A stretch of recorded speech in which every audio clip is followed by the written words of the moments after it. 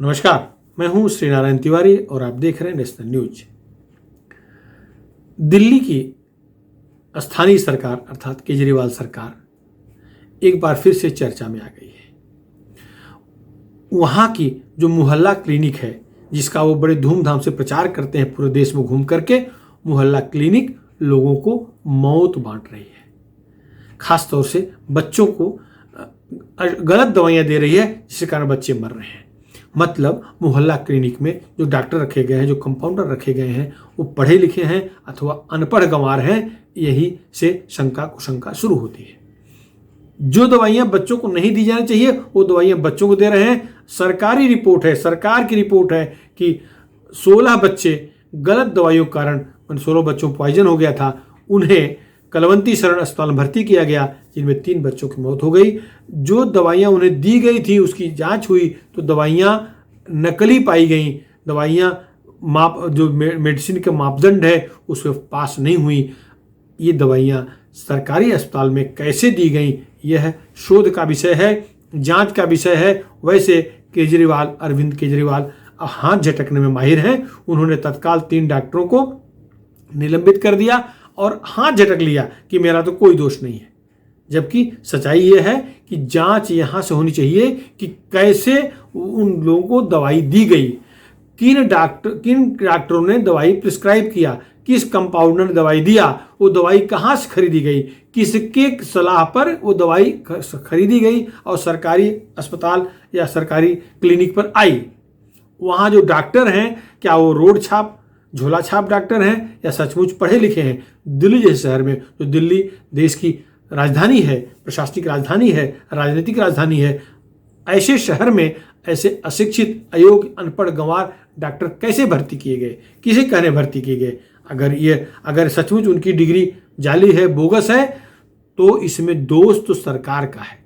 अगर वो उनकी डिग्री कागज पर सही दिख रही है तो पता करना पड़ेगा, कहीं पैसा दे तो नहीं खरीदे हैं, क्या वाकई पढ़े हैं कि नहीं पढ़े हैं, कैसे पढ़ाई किए। क्योंकि जो दवाइयाँ नहीं दी जानी चाहिए थी वो दवाइयाँ बच्चों को कैसे दी गई हैं। जब ये कलवंती शरण अस्पताल में बच्चे भर्ती हुए, इसकी रिपोर्ट केंद्र सरकार के पास गई, माने सरकार का जो स्वास्थ्य विभाग है उसके पास गई, मेडिसिन विभाग है उसके पास गई, FDA के पास गई, जांच शुरू हुई, दवाई दी गई, तो पॉइजन कैसे हो गया। इसमें वैसे राज्य सरकार ने नौटंकी करने का पूरा प्रयास किया है। स्वास्थ्य मंत्री सत्येंद्र जैन ने तुरंत जैसे ही खबर आई बोल दिए कि हमने CDMO डॉक्टर गीता की अध्यक्षता में एक कमेटी बना दी है 4 सदस्यीय, और उसकी रिपोर्ट आएगी, दोषी मिलेंगे उनको कार्रवाई होगी। ये तो लीपापोती का मामला है। लीपापोती करने में केजरीवाल सरकार, आम आदमी पार्टी 1 नंबर है, वो लीपापोती कर दिया। अब सवाल ये है कि मोहल्ला क्लिनिक में ऐसे नीम हकीम खतरेजान डॉक्टर भर्ती कैसे किए गए जिनको दवाइयों की जानकारी ही नहीं है। यही के मोहल्ला क्लिनिक की बड़ाई अरविंद केजरीवाल उत्तर प्रदेश, उत्तराखंड, पंजाब, गोवा, मणिपुर या जहां भी जाते हैं, जहां चुनाव होने जा रहे हैं, वहां मोहल्ला क्लिनिक का गुणगान करते नहीं थकते। और मोहल्ला क्लिनिक में नकली दवाइयां दी जा रही हैं, लोग मर रहे हैं। मोहल्ला क्लिनिक की विफलता आप दोनों लहर जो कोरोना की आई थी उसमें देख लीजिए। ये क्लिनिक सब गायब थे, एक भी डॉक्टर का उपलब्ध नहीं था। अगर केंद्र सरकार ने टेक ओवर न किया होता कोर्ट के आदेश से तो दिल्ली आधी साफ हो गई होती। कुछ नहीं कर पाए, केवल रोना आता है, रणरोमन आता है, इसके अलावा कुछ नहीं आता इनको। केजरीवाल सरकार को प्रशासनिक अनुभव तो है नहीं, और इनको प्रशासन में बैठे लोग इनको बाकायदे विफुल बनाते रहते हैं, एकदम एक तरह से गलत राय देते हैं और वो गलत राय पर अमल करने लगते हैं, जिसका परिणाम जनता भुगत रही है। अब देखिए, केंद्र सरकार के DGHS ने केजरीवाल सरकार को बाकायदे पत्र लिखा था। पत्र 7 दिसंबर को पत्र आया, उसमें बताया गया कि जो दवाई इन बच्चों को दी गई थी कलवंती शरण अस्पताल में जो बच्चे भर्ती किए गए थे, इनको दवाइयाँ दी गई थी मोहल्ला क्लिनिक से। तो जो दवाइयाँ इनको दी गई थी वह नकली थी। यह रिपोर्ट DGHS ने केजरीवाल सरकार को दिया था। इसके बाद केजरीवाल सरकार जागी। दवाई क्या दी गई थी? डिस्ट्रोमेथोफर्म नामक एक सिरप था जो 4 साल से कम के बच्चों को दिया ही नहीं जाना चाहिए था। इस सिरप को देने से बच्चों में पॉइजनिंग हो गया और उन्हें अस्पताल में भर्ती करना पड़ा। अगर अस्पताल समय पर भर्ती न किए गए होते तो जो 16 बच्चे जो बाकी बच्चे बचे हुए हैं 3 की मृत्यु के बाद, उनकी भी शायद जान न बचती। बहुत भयावह परिस्थिति बन जाती, कितने घर उजड़ जाते। ये तो जो पकड़ में आ गए वो, लेकिन कितने हजार बच्चों को दवाइयाँ दी गई हैं, इसकी जांच होना अभी जरूरी है, अभी बाकी है। जांच होगी तो पता चलेगा कितने बच्चे इस तरह से पीड़ित होंगे। जो सरकारी अस्पताल में गए, जो सरकार के निगाह में आए, वो तो पकड़ में आ गए, लेकिन जो प्राइवेट दवा करा रहे होंगे, जो और कहीं वहाँ से चले गए होंगे, गरीब झुग्गी झोपड़ी के मजदूर होंगे, जो पलायन कर गए होंगे, बच्चे जिंदा हैं कि मर गए, उनका पता करना अब मुश्किल है। कोरोना सामने आ खड़ा हुआ है। केजरीवाल सरकार की हमेशा की यही रही है नीति, केंद्र पर आरोप लगा दो, मर दो। ऑक्सीजन की व्यवस्था नहीं कर सके पिछले कोरोना की लहर से पहले, दूसरी लहर आने से पहले केंद्र सरकार ने ऑक्सीजन प्लांट लगाने के लिए पैसा भी अलॉट किया था, लेकिन ऑक्सीजन प्लांट नहीं लगाए।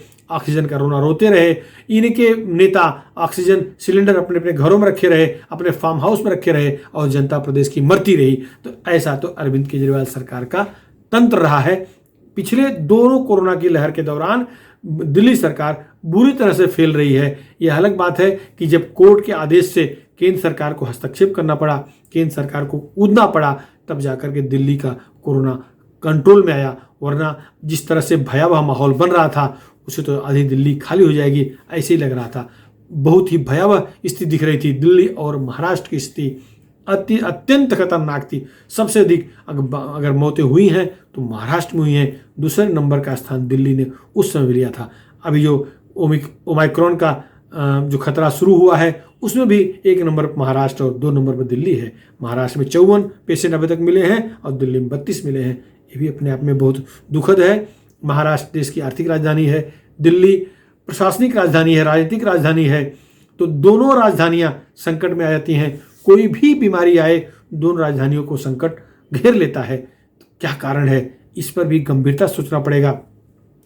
केजरीवाल फेल हो जाए, उनकी सरकार फेल हो जाए, लेकिन भारत सरकार को तो नहीं फेल होना चाहिए। भारत सरकार को तो ऐसे कदम तत्काल उठा लेना चाहिए कि जनता को कुछ तकलीफ ना हो। जनता तो देश की है ना। सरकार किसी की हो, किसी पार्टी की हो, कि आम आदमी पार्टी की हो, भाजपा की हो, शिवसेना को, कांग्रेस की हो, राष्ट्रवादी कांग्रेस पार्टी को, इससे लेना देना नहीं है। जनता तो भारत की है, जनता तो देश की है। तो उसको सुरक्षित रखना यह कर्तव्य भी भारत सरकार का है। इस भारत सरकार को यह नहीं देखना है कि वहाँ राज किसका है, वहाँ सत्ता किसकी है।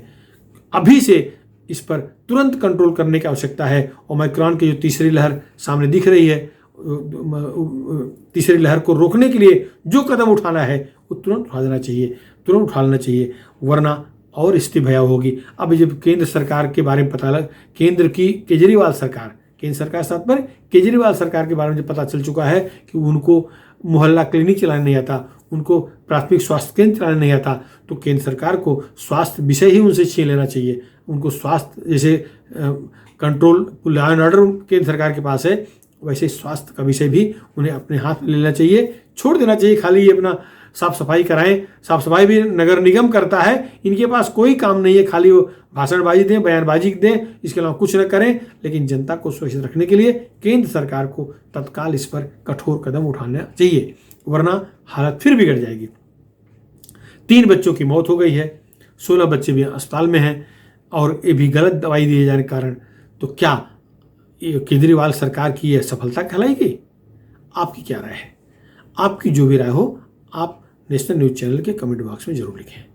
और हाँ, यदि अभी तक आप हमारे चैनल को सब्सक्राइब न किए हों, सब्सक्राइब कर लें, जिससे आपको इस तरह के जो मुद्दों पर हम वीडियो बनाएं, राष्ट्र हित से जुड़े मुद्दों पर जो वीडियो बनाएं और पोस्ट करें, आपको तुरंत मिल जाए।